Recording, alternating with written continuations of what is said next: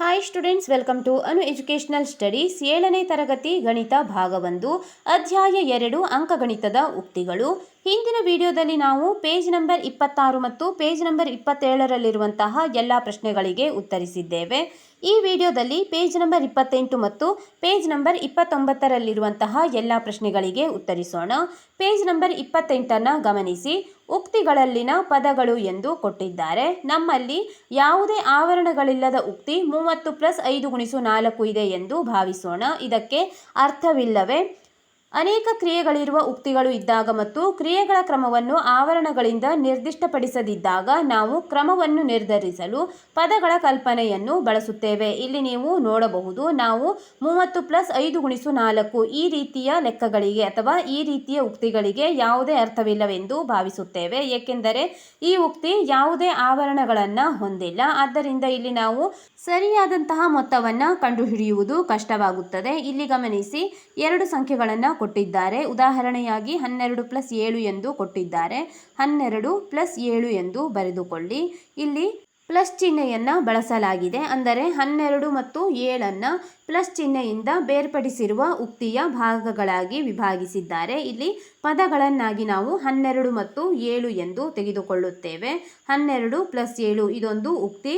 ಉಕ್ತಿಗಳಲ್ಲಿನ ಪದಗಳು 12 ಮತ್ತು 7 ಎಂದು ತೆಗೆದುಕೊಳ್ಳಬೇಕು. ನಂತರ ನೀವು ಇನ್ನೊಂದು ಸಂಖ್ಯೆಯನ್ನು ಗಮನಿಸಿ. ಇಲ್ಲಿ ಒಂದು ಸಂಖ್ಯೆಯನ್ನು ಕಳೆಯುವುದು ಅಥವಾ ಆ ಸಂಖ್ಯೆಯ ವಿಲೋಮವನ್ನು ಕೂಡುವುದು ಒಂದೇ ಆಗಿರುತ್ತದೆ ಎಂದು ಕೊಟ್ಟಿದ್ದಾರೆ. ನೋಡಿ, 83 - 14 = 83 + -14 ಎಂದು ಕೊಟ್ಟಿದ್ದಾರೆ. ಇಲ್ಲಿ ನೀವು ನೋಡಬಹುದು, 83 - 14 ಇದು.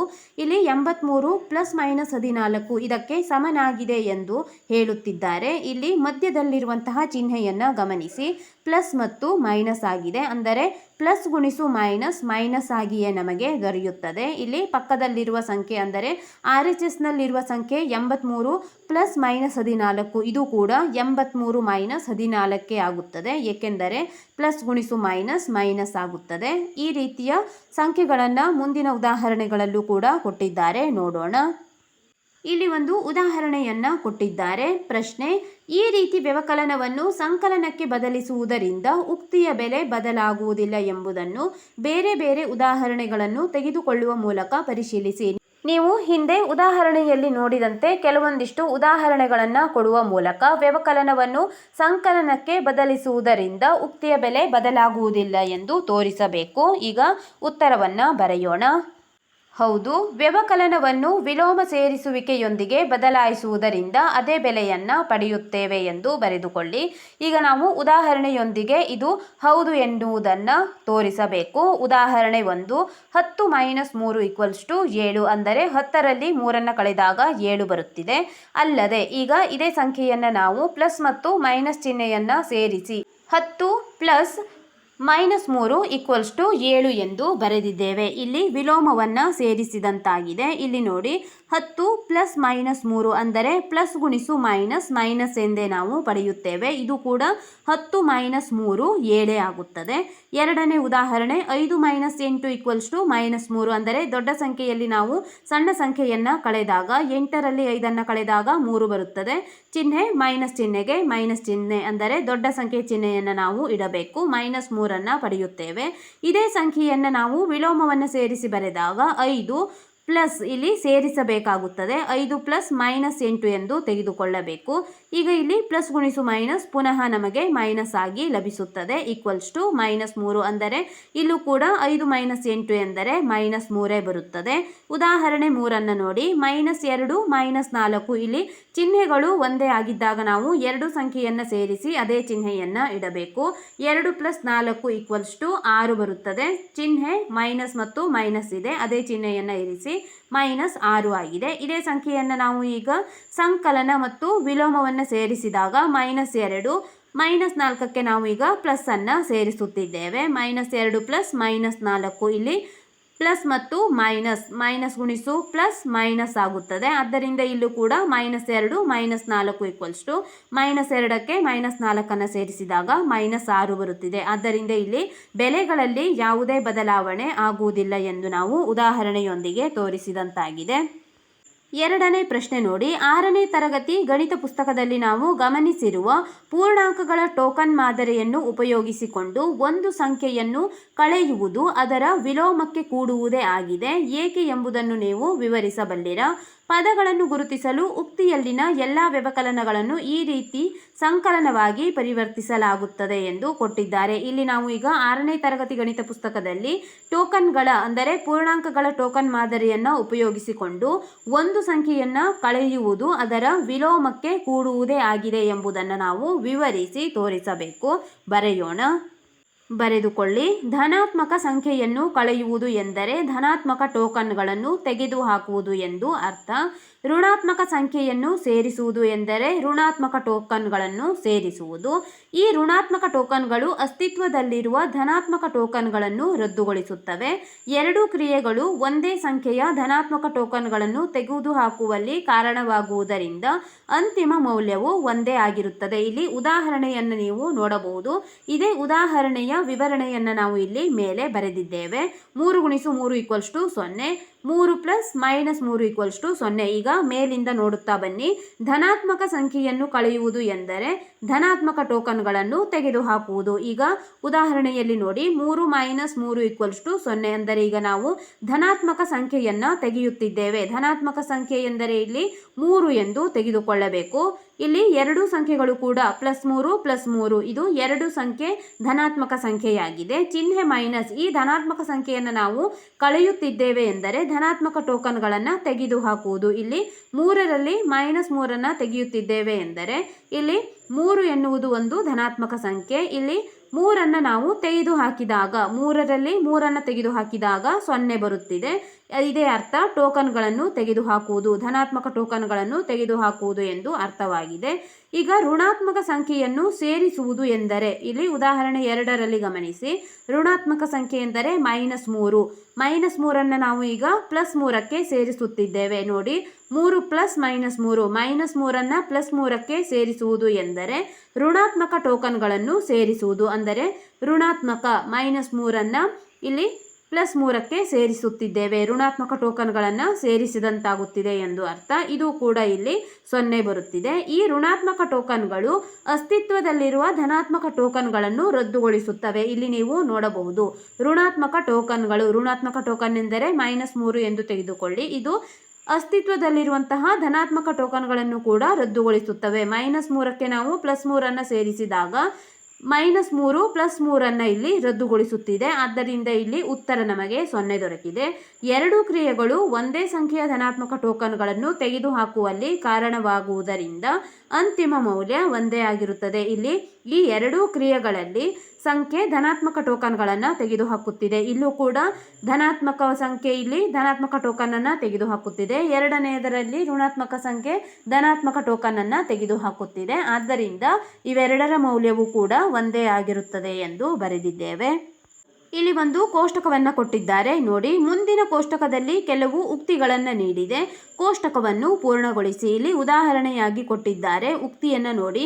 13 - 2 + 6 ಇದೊಂದು ಉಕ್ತಿಯಾಗಿದೆ. ಅದರ ಪದಗಳ ಮೊತ್ತವಾಗಿ ಉಕ್ತಿ, ಪದಗಳ ಮೊತ್ತವನ್ನಾಗಿ ನಾವು ಬರೆದಾಗ 13 + -2 + 6 ಇಲ್ಲಿ ಮೊತ್ತವಾಗಿ ಬರೆದಿರುವುದರಿಂದ ನಾವು ಎಲ್ಲ ಸಂಖ್ಯೆಗಳನ್ನು ಬೇರೆ ಬೇರೆಯಾಗಿ ಕೂಡಿಸಬೇಕು.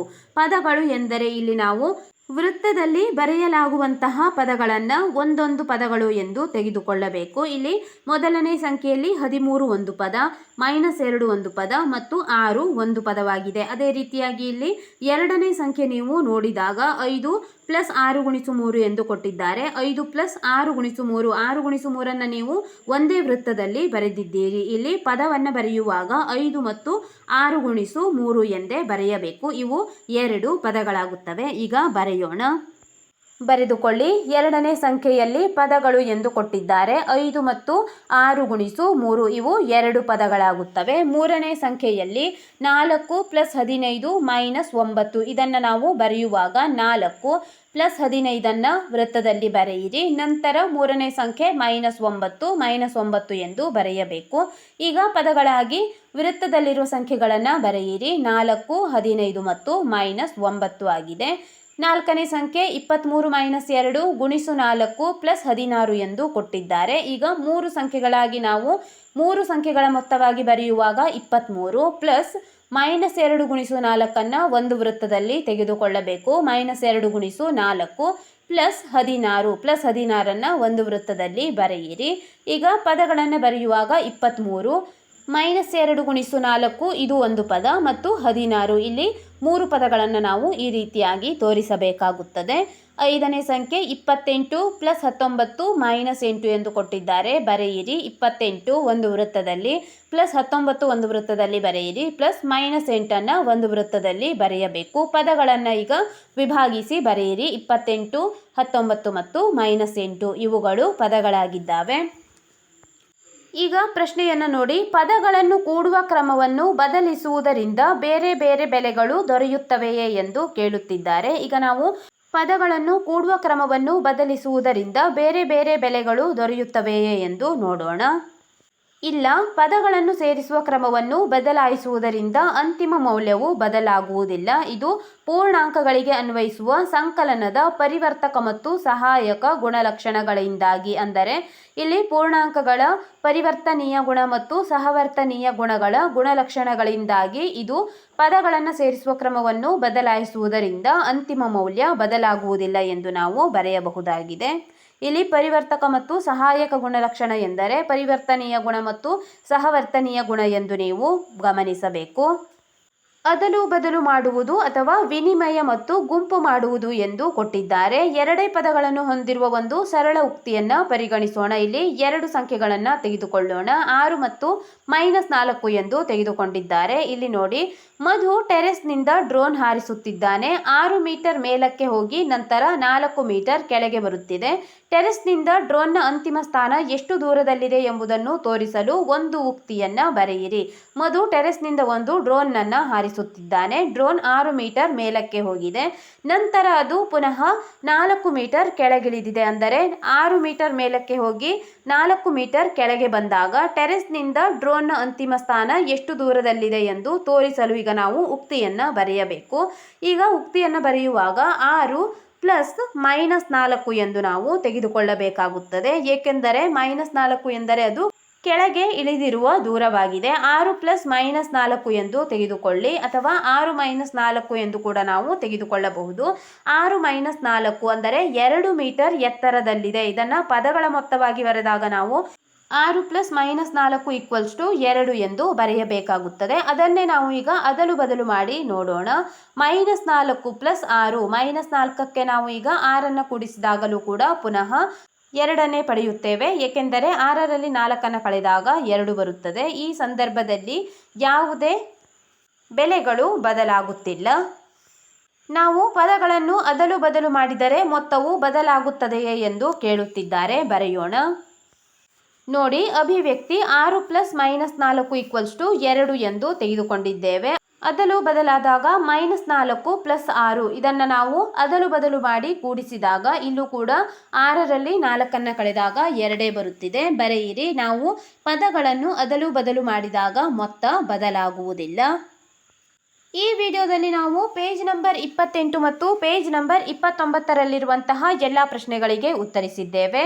ಮುಂದಿನ ವಿಡಿಯೋದಲ್ಲಿ ಪೇಜ್ ನಂಬರ್ 30ರಿಂದ ಇನ್ನುಳಿದಿರುವಂತಹ ಪೇಜ್ಗಳಲ್ಲಿರುವ ಎಲ್ಲ ಪ್ರಶ್ನೆಗಳಿಗೆ ಉತ್ತರಿಸೋಣ. ನಮ್ಮ ಅನು ಎಜುಕೇಷನಲ್ ಸ್ಟಡೀಸ್ನಲ್ಲಿ 7ನೇ ತರಗತಿ ಗಣಿತದ ಎಲ್ಲ ಪಾಠಗಳ ಅಭ್ಯಾಸದ ಪ್ರಶ್ನೋತ್ತರಗಳನ್ನು ಬಿಡಿಸಲಾಗುವುದು. ನೀವು ಎಲ್ಲ ಪಾಠಗಳ ಅಭ್ಯಾಸದ ಪ್ರಶ್ನೋತ್ತರಗಳಿಗಾಗಿ ನಮ್ಮ ಚಾನೆಲ್ನ ಪ್ಲೇಲಿಸ್ಟ್ 7ನೇ ತರಗತಿ ಗಣಿತ ಭಾಗ 1 ಅಭ್ಯಾಸ ಪ್ರಶ್ನೋತ್ತರಗಳು ಇದನ್ನು ಗಮನಿಸಬಹುದಾಗಿದೆ.